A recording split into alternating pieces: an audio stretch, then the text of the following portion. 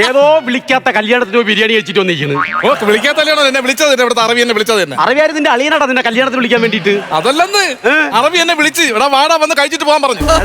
എടാ, അത് വാടാ കഴിക്കാൻ വേണ്ടി വിളിക്കണതല്ല, ഇവിടുത്തെ ആചാരമാണ്. എടാ അളിയാ, നമ്മളെ നാട്ടിലെ കല്യാണം പോലെയല്ല ഇവിടുത്തെ കല്യാണം. 8 അടി നീളത്തിന് വലിയ ഒരു കുഴി അവരങ്ങ് എടുക്കും. എന്നിട്ട് ഈ ഒട്ടകത്തിന് മസാല തേച്ചിട്ട് ഈ കുഴിലോട്ടങ്ങ് ഇറക്കി വേവിക്കും.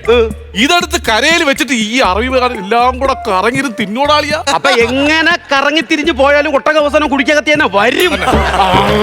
ഒരു ഫോൺ. ഹലോ, ഇല്ലടി, ഇവിടെ കള്ള ബിരിയാണിയൊക്കെ കഴിച്ചോണ്ട് നടക്കണവർക്ക് മാത്രമേ ലീവുള്ളൂ. എനിക്ക് ലീവില്ല. നിന്റെ മക്കളെ കാണാനുള്ള ഭാഗ്യം എനിക്കില്ലടി. എന്തോന്ന് ഇവിടുന്ന് വരുമ്പോ കുറച്ച് അണ്ടിപ്പരിപ്പ് കൊടുത്തു വിടണോന്നാ?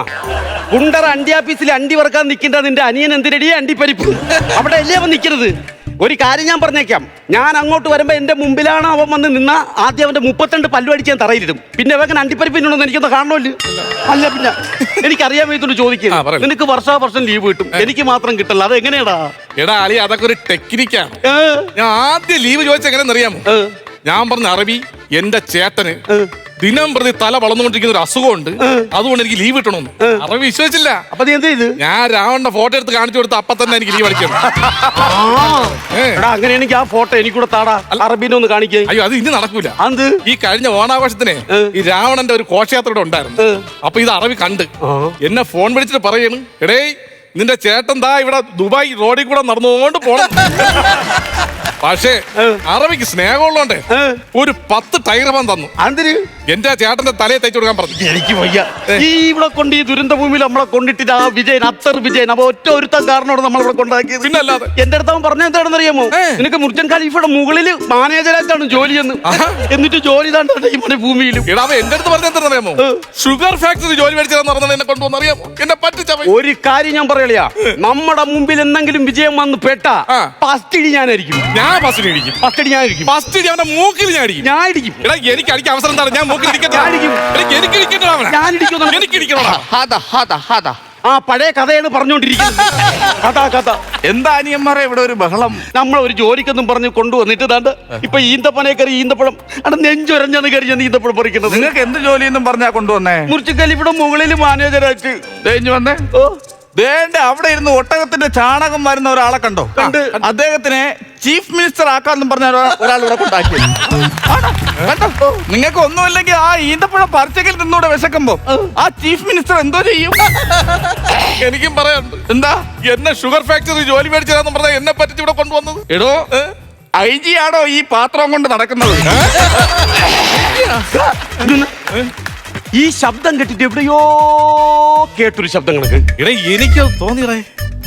വിജയോ, വിജയോ, വിജയ! എടാ കള്ള വിജയ, നീ നമ്മളെ ഇവിടെ കൊണ്ടാക്കിട്ട് നീ കറങ്ങി നടക്കണല്ലേ? നീ എന്റെ അമ്മേരെ അത്തച്ചിട്ടിയിലെ പൈസ മേടിച്ചിട്ട് നീ അമ്മേരെ അടുത്ത് എന്തോടാ പറഞ്ഞത്?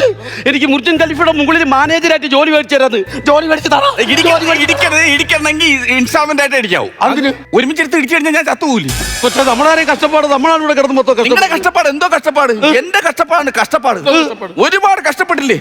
എന്റെ അപ്പൻ എങ്ങനെ ഇവിടെ വന്നെന്നറിയോ? ഗൾഫിൽ. ഇന്നത്തെ കാലത്ത് വിമാനമുണ്ട്, അന്ന് വിമാനമില്ല. അന്ന് ചരക്കുരുവാണ്. ചക്കക്കുരുവല്ലെന്ന്, ചരക്ക് കൊണ്ടുവരുന്ന ഉരു മാത്രമേ ഉള്ളൂ. ചരക്ക് കൊണ്ടുവന്ന ഉരുവിൽ കയറി പുള്ളി ഇങ്ങനെ, അന്ന് സാധനങ്ങൾ ഇഷ്ടം പോലെ പലചരക്ക് സാധനങ്ങളുണ്ട്, പച്ചക്കറികളുണ്ട്, ഇതെല്ലാം കൊണ്ട് അവിടെ നിന്ന് വരുന്ന ഉരുവാണ്. ഈ ഉരുവിൽ ഇങ്ങനെ ഇറിവി നിന്ന് 3 ദിവസത്തെ യാത്ര ഇങ്ങനെ വിറച്ചാണ് പുള്ളി ഇവിടെ വന്നത്. എന്തോരം കഷ്ടപ്പെട്ടെന്നറിയാവോ? അപ്പൊ നിങ്ങൾ അച്ഛൻ ഒരുപാട് കഷ്ടപ്പെട്ടിട്ടുണ്ടല്ലേ? അവന്റെ അച്ഛൻ എന്തിനും ഒരുപാട് കഷ്ടപ്പെട്ട്. ഈ നുണക്കഥ പറഞ്ഞ കഷ്ടപ്പാടിന്റെ അത്രയും അവന്റെ അച്ഛൻ കഷ്ടപ്പെട്ട് കാണത്തില്ല. അവന്റെ ഒരുപാട് കഷ്ടപ്പെട്ടു. നിങ്ങൾ എന്നെ ഫോർമാനാക്കാന്ന് പറഞ്ഞല്ലേ മനുഷ്യ? നിങ്ങൾ ഇവിടെ കൊണ്ടുവന്നെ. നീ ഇവിടെ വന്നപ്പോ എത്ര പേരുണ്ടായിരുന്നു? 3 പേരുണ്ടായിരുന്നു. അതിന് ഇംഗ്ലീഷിൽ എന്തോ പറയും? 3. നീ വന്നപ്പോഴാ 4. എന്തായി? ഫോർമാനായില്ലേ? പിന്നെ ആക്കിയില്ലെന്ന് പറയരുത്. ഫോർമാന്റെ കാര്യം പറഞ്ഞ അവനെ പറ്റിക്കാം. എനിക്കിവിടെ 4 അക്ക ശമ്പളം ഉണ്ടെന്നും പറഞ്ഞല്ലേ നിങ്ങൾ എന്നോട് കൊണ്ടുവന്നത്? മാഷെ, നിങ്ങൾക്ക് ആരാണ് കഴിഞ്ഞ പ്രാവശ്യം ശമ്പളം തന്നത്? തീരത്തക്ക. അതിന് മുമ്പ് ആരാണ് ശമ്പളം തന്നത്? ബീനത്തക്ക. അതിന് മുമ്പ് ആരാണ് ശമ്പളം തന്നത്? ഡൈനത്തക്ക. അടുത്ത മാസം ഒരക്കനെ കൊണ്ട് ശമ്പളം തന്നിട്ടാ പോരെ? 4 അക്ക ശമ്പളം ആയില്ലേ? ഈ ഈന്തപ്പനയുടെ മുകളിലോട്ട് ഞാൻ വലിഞ്ഞ് കയറി എന്റെ ഊപ്പടഞ്ചും വന്ന് എനിക്കിനി ഇവിടെ ഈന്തപ്പഴം പറിക്കാൻ പറ്റത്തില്ല. എടാ, അതിന് നീ ഈ പനയെ കയറുന്ന പുച്ഛത്തോടെ കാണേണ്ട കാര്യമില്ല. നമ്മളെ കൊച്ചിലെ നാട്ടിൻപുറത്ത് നമ്മളെ സ്കൂളിൽ നമ്മൾ പഠിക്കുന്ന എന്താണ്? ടാറ പന പത ഇങ്ങനെയല്ലേ പഠിക്കുന്ന? പഠിച്ച സമയത്ത് ഞാൻ അറിഞ്ഞ തറയെ നിൽക്കുന്ന പനയെ കയറുമ്പോ പത വരുമെന്ന് എനിക്ക്. ഇയാള് സമയം കളയാതെ ആ പൈസ എനിക്ക് തരണം. ഇനി അടുത്ത ആഴ്ച എന്റെ കല്യാണമാണെന്ന് പൈസ തരാൻ പറ. എനിക്ക് നാട്ടിൽ പോകണമെന്ന് എനിക്ക് കല്യാണം. ഓ അതിലേക്ക് പൈസ തരാടാ. ഹണിമൂണൊക്കെ പ്ലാൻ ചെയ്താടാ. അല്ല ഒന്നും പ്ലാൻ ചെയ്തില്ല. എവിടെയെങ്കിലും ഒക്കെ പോണം. എന്നാ വേണമെങ്കിൽ ഞാൻ നാട്ടിലെ ടിക്കറ്റ് അറേഞ്ച് ചെയ്യാം. നമ്മളെ കുറെ ടീമുകളോടെ ഇപ്പൊ ഉണ്ട്. ഏത് സ്ഥലത്ത് പോകാൻ പറ്റും? നിങ്ങൾക്ക് മൂന്നാർ പോടാ. അവളെ വിളിച്ചോണ്ട്. മൂന്നാർ അവള് പോയിട്ടുണ്ട്. ആണല്ലേ? എന്നാ ഗോവയിൽ പോ. അവളെ വിളിച്ചോണ്ട്. ഗോവ അവിടെ 2-3 പ്രാവശ്യം പോയിട്ടുണ്ട്. എന്നാ ഊട്ടി പോ. ഊട്ടിയിലൊക്കെ പോയെന്ന് അവള് തന്നെ. ഏ. എന്നാ അവളെ കൊണ്ട് വീട്ടിയാക്കിയിട്ട് നീ എവിടേക്ക് ഒന്ന് കറങ്ങിട്ടോ. ആരെങ്കിലും എങ്ങോട്ടെങ്കിലും പോയാലേ എനിക്ക് വല്ല മേടിക്കാൻ പറ്റും. എന്റെ പൈസ ഞാൻ ഇവിടെ കിടന്ന് കഷ്ടപ്പെടേണ്ടവരല്ലായിരുന്നു. ഞാൻ നാട്ടിലായിരുന്നു ഇപ്പൊ ഒരു സിനിമ നടനാവേണ്ടിയിരുന്നു. ഞാൻ നാടകമൊക്കെ കളിച്ചു നടന്ന ഒരാളായിരുന്നു. കഷ്ടമാണ് കേട്ടോ നിങ്ങൾ കാണിച്ചത്. ഭയങ്കര ഒരു നടനാണ് നിങ്ങൾ ഈ മരുഭൂമി കൊണ്ടിട്ട് കളഞ്ഞത്. നിങ്ങൾ അറിയാം. അതും വേരിത്തമ്പി തളവയുടെ നാടകമാണ് ഞാൻ ചെയ്യുന്നത്. വേരിത്തമ്പി തളവയുടെ പടവാള് നാടകത്തിൽ കളിച്ചോണ്ടിരിക്കുമ്പോഴാണ് എനിക്ക് ഇവിടെ നല്ല വിസയെന്ന് പറഞ്ഞ് കൊണ്ടുവന്നത്.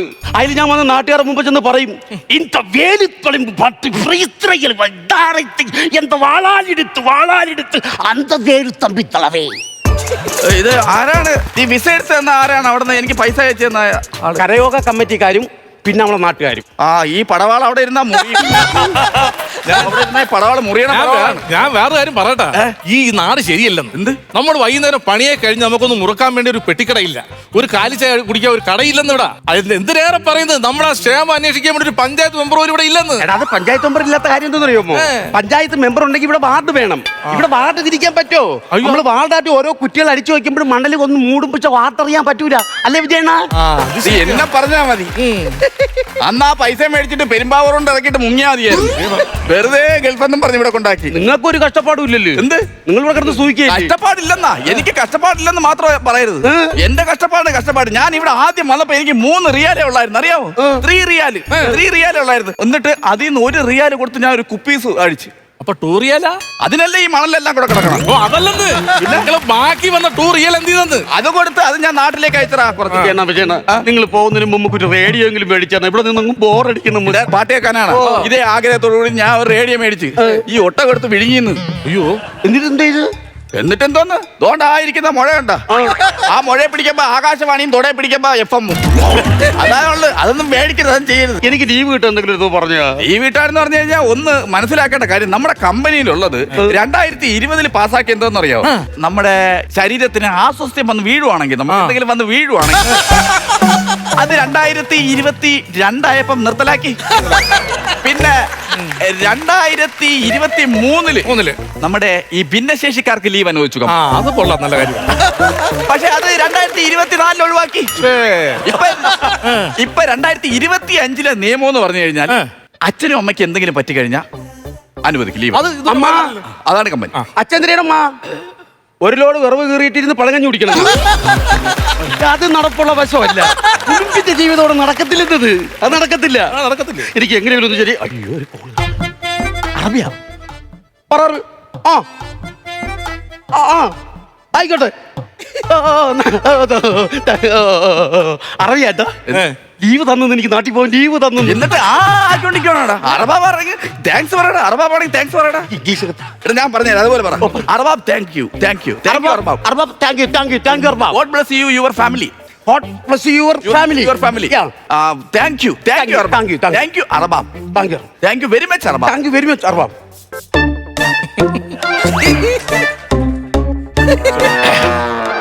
രക്ഷപ്പെട്ടല്ലോ നമ്മൾ. ആരെയും കൊണ്ട് നീ എന്നെ കൊല്ലാൻ വേണ്ടി നടക്കുമെന്നുള്ള എന്ത് പറ്റി? ഇപ്പൊ അറബ് പറഞ്ഞെന്തെന്നറിയാമോ? ഇപ്പൊ അങ്ങനെ പുതിയതായിട്ട് പഠിച്ച ഫാമിലി ഇംഗ്ലീഷ് അറിയുന്ന പണിക്കാരില്ല. നിനക്ക് ഇംഗ്ലീഷ് അറിയാന്നുള്ളതുകൊണ്ട് 2 വർഷം കൂടെ അവിടെ നിൽക്കുക.